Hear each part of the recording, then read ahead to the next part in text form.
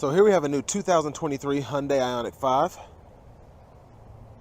And this one comes in the beautiful Abyss Black on gray perforated leather interior. And this is going to be an SEL trim level with all-wheel drive. So we get the dual electric motors. And then this one also has a long-range battery as well.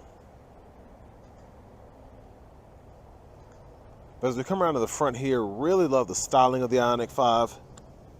We have our LED headlamps along with LED daytime running lights. Just a really clean kind of Tetris block look going on here. And I absolutely love it.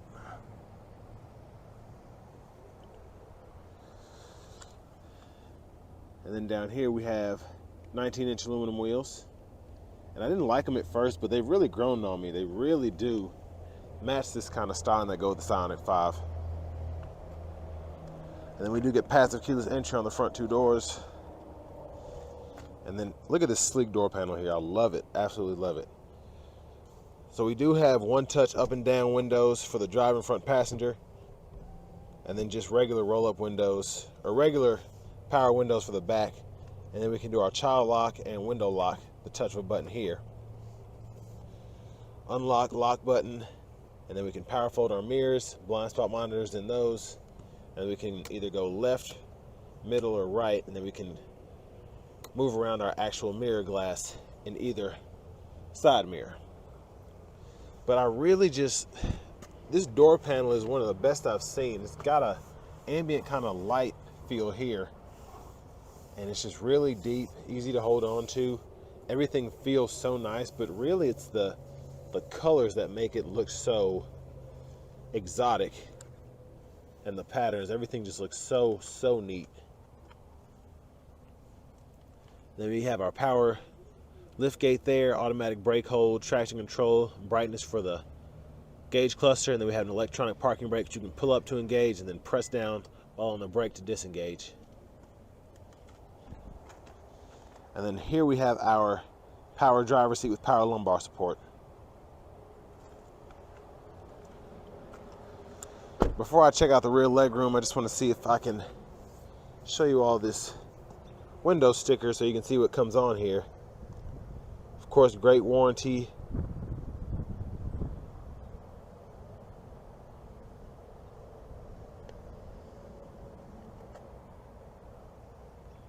And then we have a few options on here.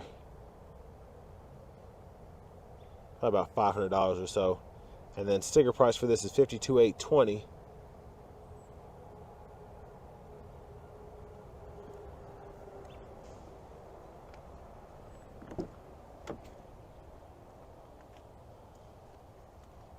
Let's hop back here.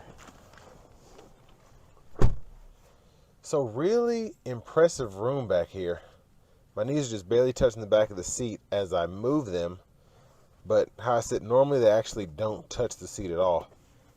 And I have the seat in front of me adjusted for someone of my size, being 6'3", with longer legs, so very impressive. And I still have several inches of headroom. Very impressed by that. Then we have the vent back here. I love having these on the side here. Hyundai just did a really good job with just designing this in general, but it's crazy how just having a little bit of ambient lighting makes you feel like you're in a freaking Rolls Royce or something. Like, I feel so luxurious in this car. Then we have the nets behind the seat there. And then two USB-A ports here. Little storage pocket there. And then middle seat folds down. We have our cup holders here. Oh, I love that dome light. Oh, that is beautiful. I just really like this car. I drove it at the Chicago Auto Show last year, and I didn't really get a chance to dive deep into it, but it's just a marvel. It really is, interior-wise.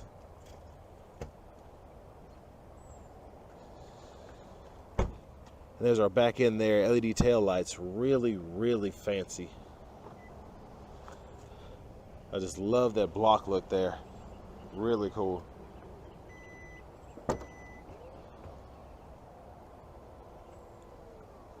And of course, plenty of cargo space.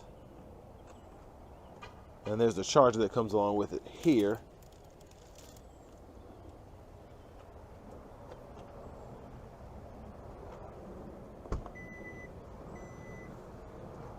Just want to admire this rear end one more time. Absolutely stunning.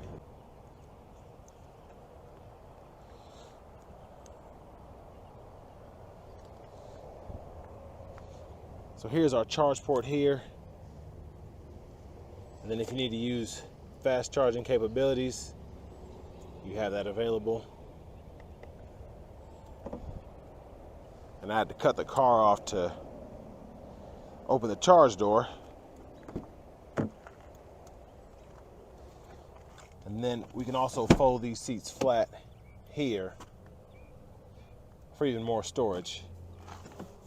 And then we can actually, it's crazy, we have several different settings for the seat on how you want to lean it back. So it's about 4 or 5 adjustable places you could have the seat back.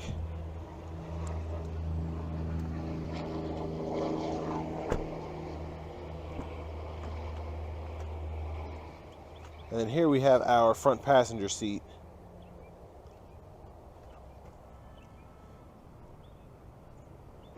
Now I will say, for the money, even though you have a manual passenger seat, my Mustang Mach-E has the same thing, and mine's a single motor with the extended range battery. But this comes pretty close to looking as good as that Mach-E. And I'm a bit biased when I say that.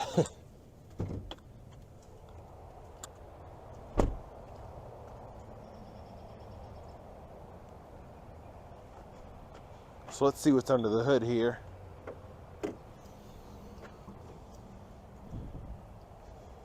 So the front mounted EV powertrain is underneath all of that, which is pretty neat. And it's nice to be able to see a lot of stuff going on here. Easy to put certain liquids in there when you need to. And it just feels more traditional as opposed to having the front.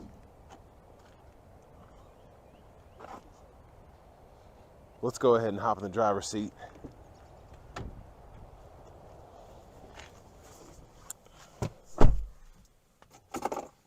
Love the steering wheel.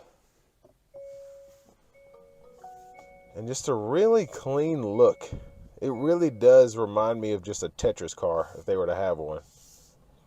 Just having the blocks and everything, just really subtle styling, but at the same time, like when you look at it, it just looks futuristic. There's really not another EV that looks like that. And even the Aria, although it looks very futuristic, there's just something about the gray interior and just how all the screens are bright. It's just crazy.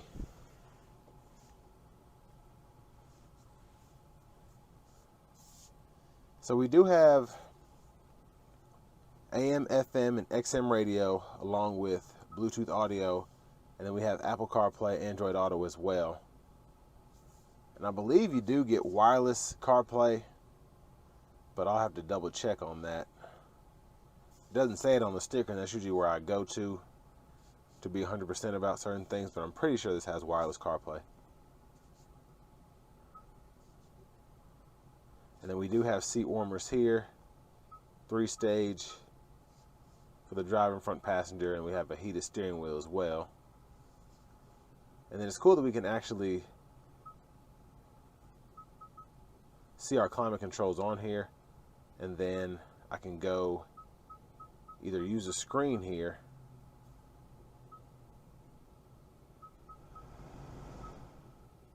or I can use the buttons down here below.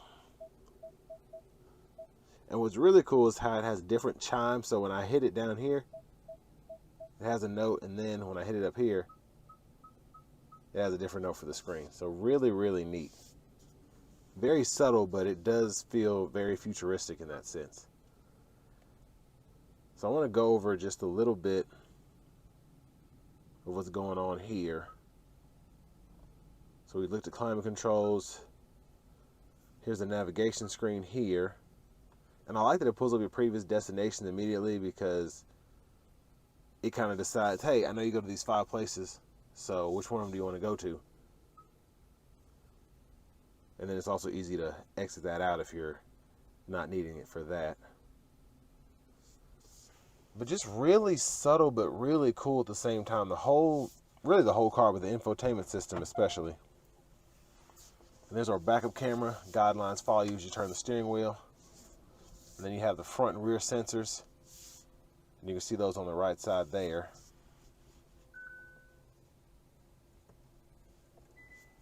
And then I like how they kind of have the vents here hidden. And they don't feel cheap at all. And then really nice that my hazards are very visible. I'm not having to look for the button anywhere, like on most cars. But down here, regular buttons, like I said, so I can hit the auto mode here. I can adjust the fan speed here, and it's really easy to use these controls. It's not like it is hard to do. Just really impressed here. And then the volume knob. And then we also have a tune knob here, which we can also use to zoom in and out of the navigation screen when we're in that setting there. Parking sensors toggle here. Camera toggle there. Just really, really refined and smart way of doing this interior. USB port, 12 volt. Cup holders there. 2 more USB ports. Wireless charging pad down here. Now, I am intrigued on why they didn't put any USB-Cs in here, but I really don't miss them because I don't ever use that port anyway. And then here we have a little storage here. And this is awesome. So armrest, if I don't need it, I can keep stuff in here. And then I can really, if I want to put my backpack here in this middle section, mine will fit perfectly in here, which is really a game changer because of my Mach-E. Center console's in the way, and I do have space down here, but I can't fit a full-size bag in here and then still be able to put my arm down. So that is impressive, very impressive.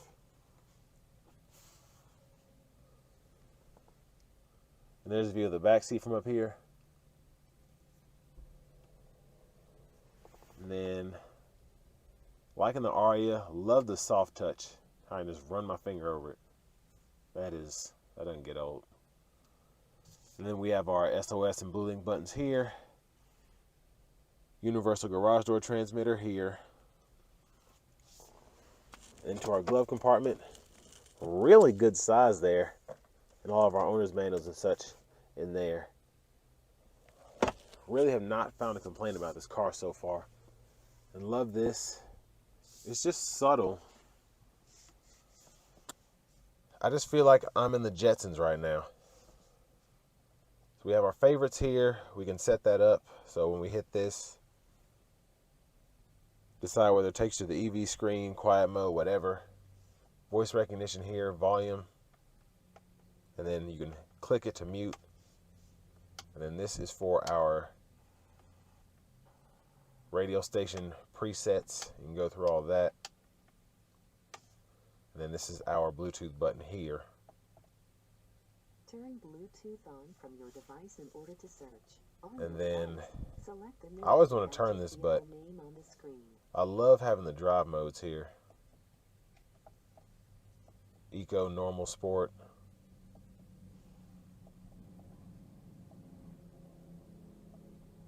And those views are actually really neat too. Cancel this, get on my nerves. And then over here we can toggle our actual screen. And then we can use this, and then we can click it for OK to go through certain menus.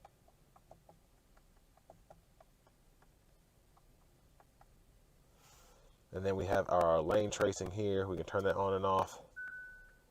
The smart cruise, and then we can set that, do all of that, and then we can set the distance indicator for that as well. Now for the shifter, really neat. Just hit the brake, turn this way for reverse, tap halfway for neutral, pull all the way for drive, press P for park. Once you get used to it, it makes a lot of sense. And then for our regen braking, we can use these paddle shifters here. You can dial it up or dial it back. Then windshield wipers, one one time there, and then we have the intermittent low and then high. Then we can adjust our intermittent here. Then we can pull that up for the front wiper fluid. Then headlamp controls here, and then in auto mode we can toggle the automatic high beams. You can see it in green up there. But this gauge cluster, just a really, really inviting picture here. Really love that. And then just the dash. I love how clean that is. Just swooping. Just really impressed by this car. There's our push button start again. And finally, here is our key fob with remote start, which is a big plus because I have not been able to find a lot of EVs that have remote start for whatever reason. You have to use your phone or whatever, but I love that that has a remote start button.